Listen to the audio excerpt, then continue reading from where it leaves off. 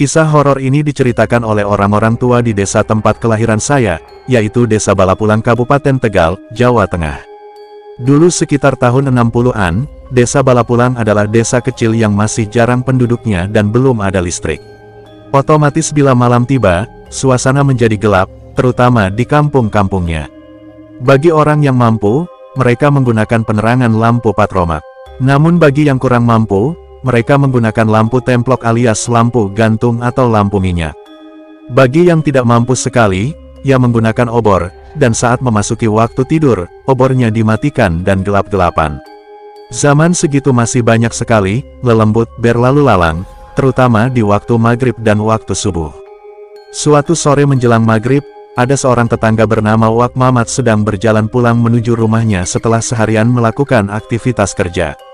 Wak Mamat ini suka sekali menggunakan jaket yang berwarna hitam, pada zaman segitu udah top banget kalau laki-laki memakai jaket. Namun aneh, ketika sampai di depan rumah, Wak Mamat terus berjalan dan seperti tidak mengenali rumahnya. Ada tetangganya yang melihat Wak Mamat seperti berjalan digandeng tangannya oleh sesuatu yang berwarna hitam tinggi besar dan bersayap lebar, lalu sayapnya yang lebar seperti menutupi tubuh Wak Mamat dan kemudian dibawa terbang. Si tetangga tersebut ngeri ketakutan dan segera masuk rumah. Waktu memasuki malam dan yang ditunggu-tunggu belum juga datang, istri Wak Mamat yang berprofesi sebagai penjual kelapa kupas itu tampak gelisah. Hingga waktu berjalan sampai pagi, Wak Mamat belum juga pulang. Barulah gempar ketika si tetangga yang lain menceritakan bahwa dia melihat Wak Mamat berjalan digandeng sesuatu yang hitam, dan berjalan lurus melewati depan rumahnya, kemudian dibawa terbang. Kabar pun tersiar dari mulut ke mulut bahwa Wak Mamat hilang di bawah kalong wewe. Keluarga Wak Mamat bersama penduduk desa, dibantu orang pintar, mencari Wak Mamat di hutan jati desa Balapulang. Hutan ini selain banyak hantunya, juga masih banyak binatang buas dan konon ada ular segede drum yang pernah makan orang. Setelah seminggu, barulah Wak Mamat ditemukan di tengah hutan, namun di desa lain yang dekat perbukitan.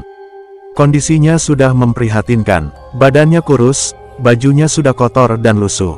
Dia tengah duduk tersandar di pohon jati yang penuh semak dan di depannya ditemukan banyak belatung, cacing dan kaki seribu yang ditaruh di selembar daun jati. Konon Wak Mamat diberi makan binatang menjijikan itu oleh kalong wewe. Keluarga Wak Mamat dan penduduk desa bersuka cita karena Wak Mamat sudah ditemukan dalam keadaan hidup. Namun ketika dibawa pulang, Wak Mamat seperti orang linglung tidak mengenali dirinya dan keluarganya. Setelah dirawat selama seminggu serta dipanggilkan orang pintar, lambat laun Wak Mamat mulai pulih dan bisa mengingat-ingat kejadian yang menimpa dirinya. Wak Mamat menceritakan dirinya dibawa terbang oleh sesosok makhluk yang menyerupai kelelawar yang sangat besar dan pandangan dia hanya gelap gulita. Setelah pulih, orang pintar menyarankan agar baju, celana dan jaket yang dikenakan Wak Mamat dibuang karena masih ada bulu kalong wewe yang menempel di pakaiannya. Namun Wak Mamat tidak mengindahkan saran orang pintar tersebut. Baju dan celananya dibuang, tapi jaketnya tetap dipakai. Katanya sayang kalau jaketnya dibuang, masih bagus.